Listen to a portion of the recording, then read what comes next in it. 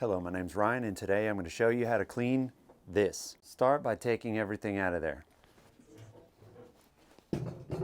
If you've got any gunk that's built up on this thing, you can use a paint scraper, you can use a plastic paint scraper, you can use a spatula, or I like to use a wooden spatula that I sharpen like a knife. I actually cut myself with it. This is not too dirty, so we'll pretend I'm scraping something off. Yeah, just scrape all the gunk off there. Oh no, there's rust. Oh no. Put on some gloves before you get too dirty, you nasties. Use a scrubby like this one. I've had this laying around. You can use steel wool on this, but I season this like cast iron, so I'm not gonna try to scrape all that off and do too much, but it kind of doesn't matter if you do, because this is not a cooking surface, so do what you will with it. A little bit of oil. Get in there a little bit. Scrub it. And then wipe it. The rust might come back, but that's all right. Like I said, this is not a cooking surface, so I'm not too terribly concerned if it's not perfect.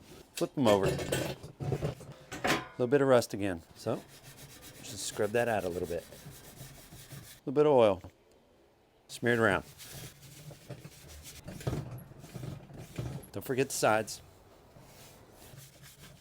There. That part's done. If it's not perfect, don't sweat it. Those will fit in the sink, and that's where I'm going to clean them. This is the Heavy D from Smoke Daddy Inc. If you want to get a little extra smoke flavor, this is where you can put wood, and there are doors that close this off and gives you some actual wood smoke in your pellet grill.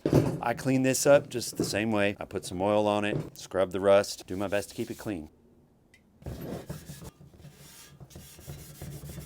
This is exposed to direct flame for long periods of time. Eventually it's all going to burn off and this rust is going to return. So just do your best if you have something like this.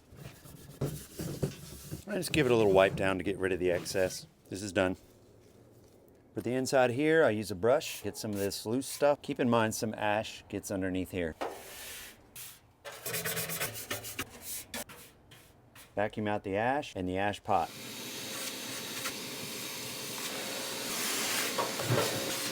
Wipe it all down with a paper towel or a rag. Use whatever kind of oil you want. I'm using avocado. I'm about to use this. Just keep in mind, if you're going to store the grill for a while and not use it, don't use an oil that's going to go rancid. And put everything back in and you're good to go. And before I cook, I hit this with Pam, and that'll make it a little more non-stick so that some of the grease might run off instead of getting stuck on there.